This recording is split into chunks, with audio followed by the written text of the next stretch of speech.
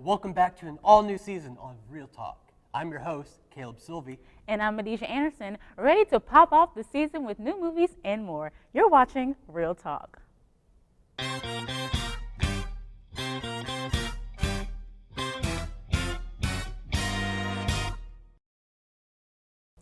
Guardians of the Galaxy became one of the most beloved blockbusters released last year. And now, Marvel Studios has ramping up for Guardians of the Galaxy 2. Set to release May 2017, the second installment will see the return of many key figures involved in the first film, including director and writer James Gunn and major cast members such as frontman Chris Pratt. Not many details about the film's plot have been revealed yet, though to be fair, they are still pretty early in the production stage. In fact, they are just now beginning pre-production up in Atlanta, Georgia, creating set designs and making preparations to begin filming in February.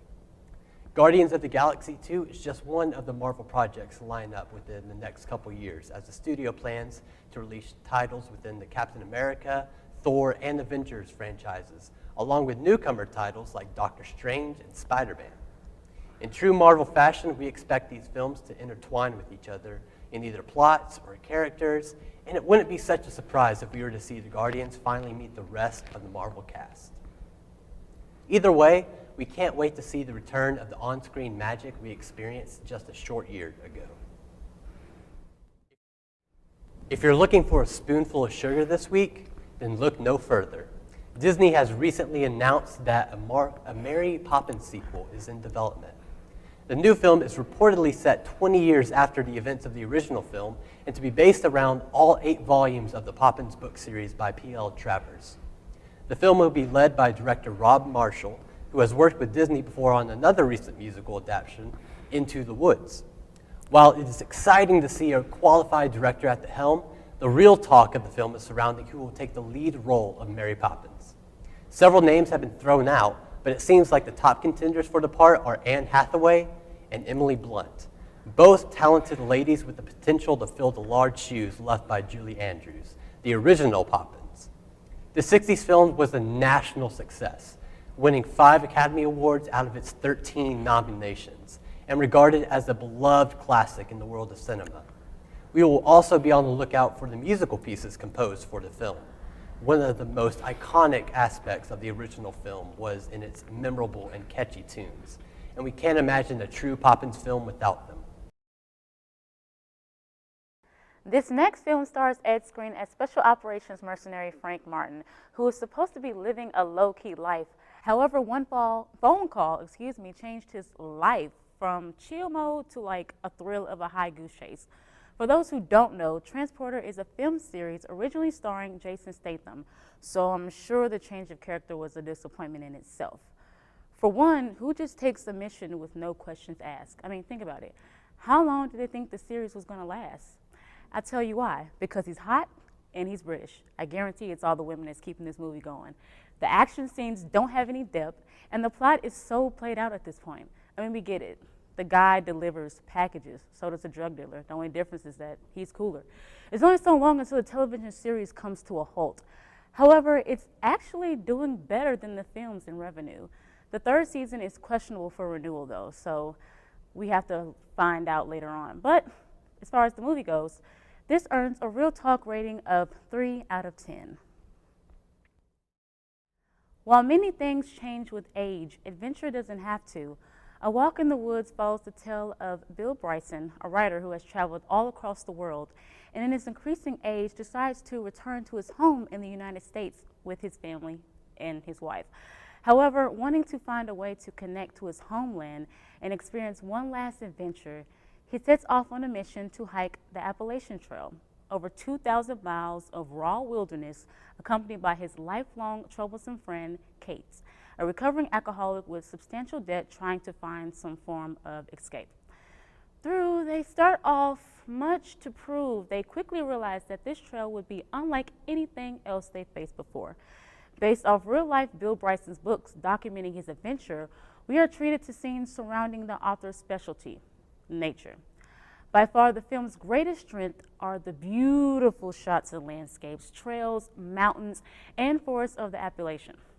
We are treated to a clear visual of the vastness of the area and the giant obstacle unfolding before Bryson's eyes as he and Kate's move on forward. Now, speaking of which, the main duo provides a solid and quite humorous lead for the movie.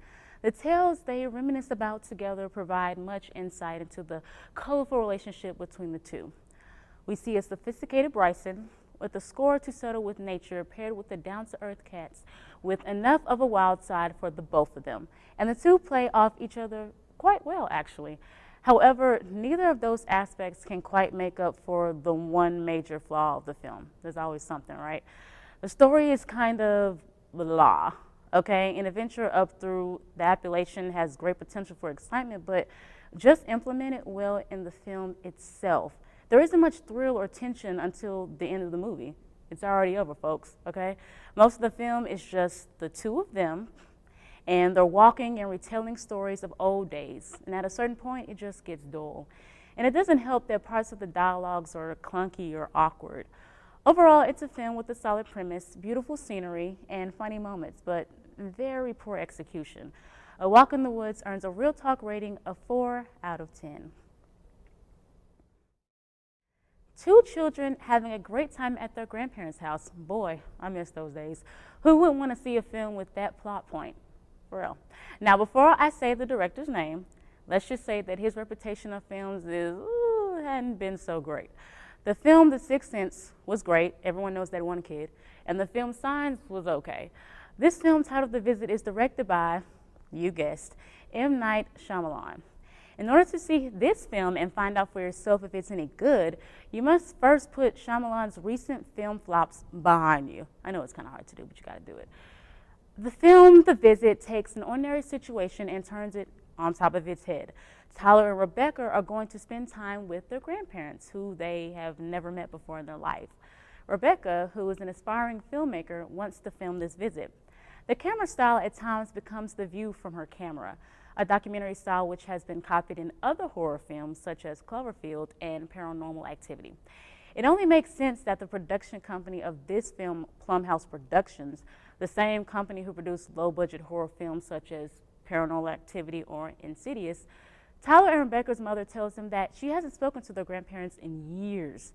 So the inspiring filmmaker Rebecca wants to get to the bottom of this unsolved family mystery. When the children arrive at their grandparents' house, it is obvious that they behave kind of strange.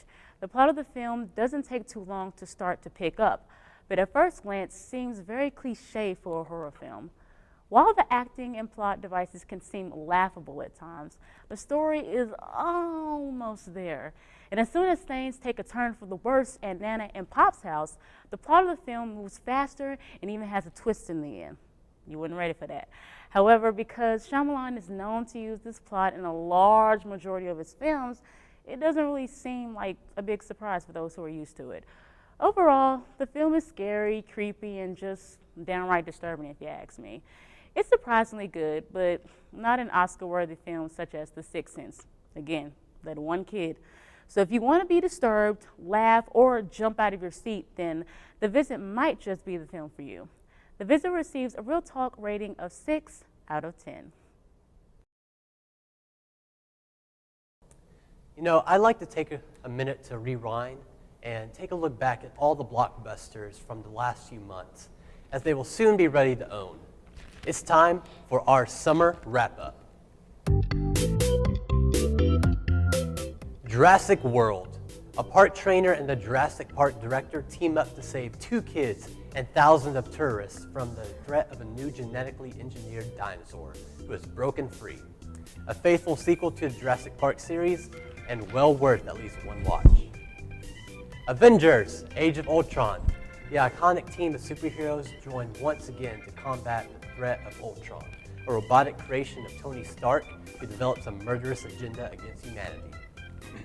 Despite several glaring flaws, Marvel once again produces an exciting and comedic film that you are sure to enjoy.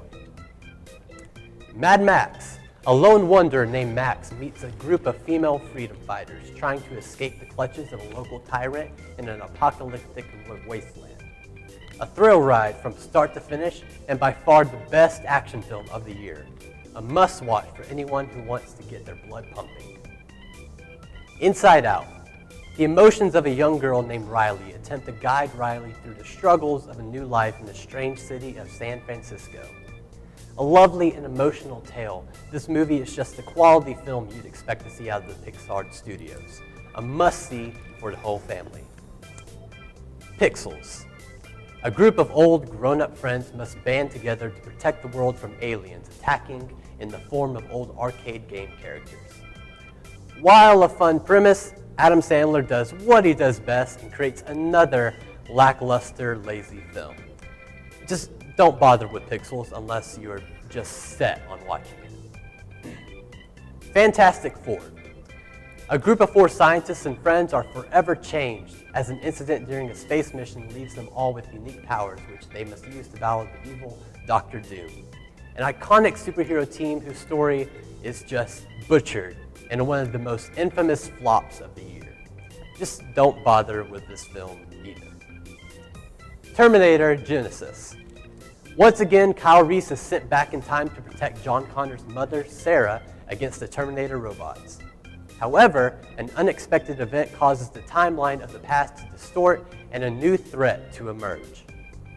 While not the best film of the year, it is a well-formed film and worth a watch, especially if you're a true fan of the Terminator series. Pitch Perfect 2. The all-girls a cappella group returns, only this time they're fighting for their namesake on an international level, where no American a cappella group has ever won before. While maybe not as strong as the original, this film will still give you a rocking good time. Trainwreck.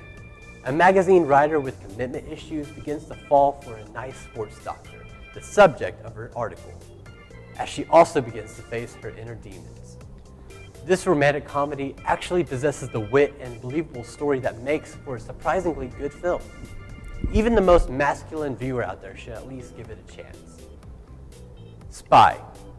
A CIA desk worker quickly rises in the ranks as she volunteers to go on an undercover mission to save the world from a ruthless arms dealer. This film brings rolls of laughter as Melissa McCarthy and the cast are clearly in their element with this theatrical success. Minions. 3 minion creatures try to find their place in the world by joining the ranks of a renowned supervillain to assist in trying to take over the world.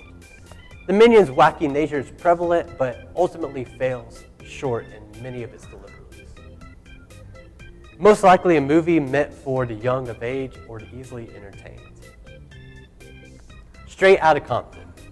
5 men start to channel their life experiences into their own music and rise to become some of the most influential names in hip-hop history as they speak out against those that would keep them down. A powerful story derived from the real experiences of these hip-hop artists, Straight Outta Compton is a definite must-see for this year. The Man from U.N.C.L.E. A CIA and KGB agent must put aside their differences in order to stop a plot that would threaten the balance between its 2 superpowers during the middle of the Cold War. Faithful to the TV series it was based around, this film provides a solid bit of thrills and entertainment for action fans to enjoy. Mission Impossible. A now rogue special operations team fights against the evil agency known as the Syndicate to keep the world from falling into their chaotic hands. This action thriller full of death-defying stunts proves that Tom Cruise is still one of the top action stars in the modern film industry and has the talent to back that claim up. It's time to wrap up, but we want to make sure that you guys are staying connected. Follow Caleb and I on Twitter at Adeeja A. And Silvey_Surfer. This has been another edition of Real Talk. New season, new movies. Good night, everybody, and keep it real.